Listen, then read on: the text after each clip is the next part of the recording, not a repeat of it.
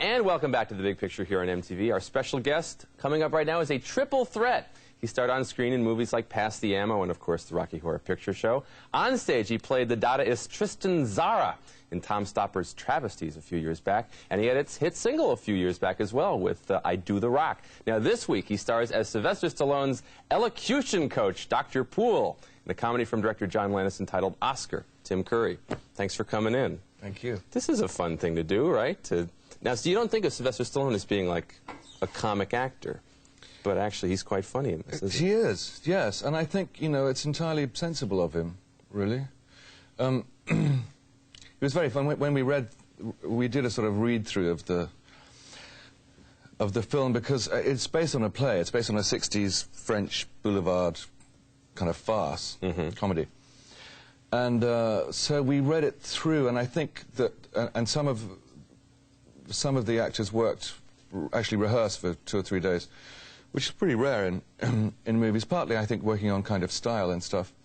And when we read, we read it from beginning to end, and at the end of it, Sylvester said, I don't know how you put all those words together. He said, I've only said 8 words in my last 10 pictures.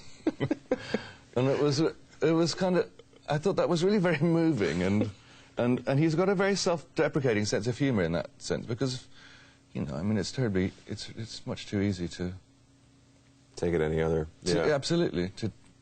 And he's terribly good in it, and he's got enormous kind of attack, and here in this scene, in fact, you're not so bad in this either. You develop a weird sort of attachment to his daughter, I guess. I do. As we're about to see. Why don't we take a look at a scene from Oscar?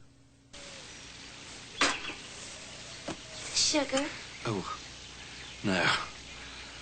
Thank you.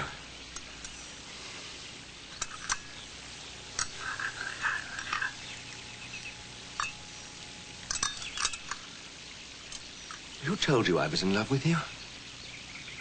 Anthony. But I thought you were in love with me. Who told you that? Your father. Oh. And did he tell you I was pregnant? No, you're pregnant. No.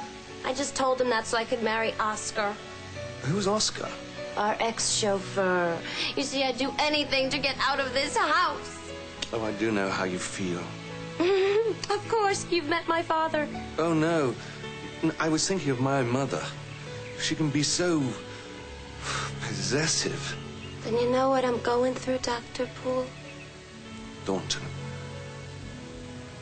Yes, I do.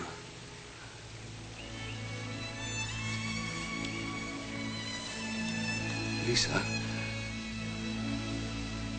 at the risk of being forward... Yes, Thornton? Your diction is surprisingly good, considering your genealogy. That's the sweetest thing anybody's ever said to me. Thornton. All that stuff on your hair looks like it'd be kind of painful, you know. You feel like, you know, yanking your head back there. Yeah, it's kind of serious goop. Well, I think because everybody in the movie is Italian and has, you know, a great deal of goop on their hair, so we kind of decided that I'd look as Aryan as possible, and they dyed my hair this rather perilous kind of orange, and then sat on it, so...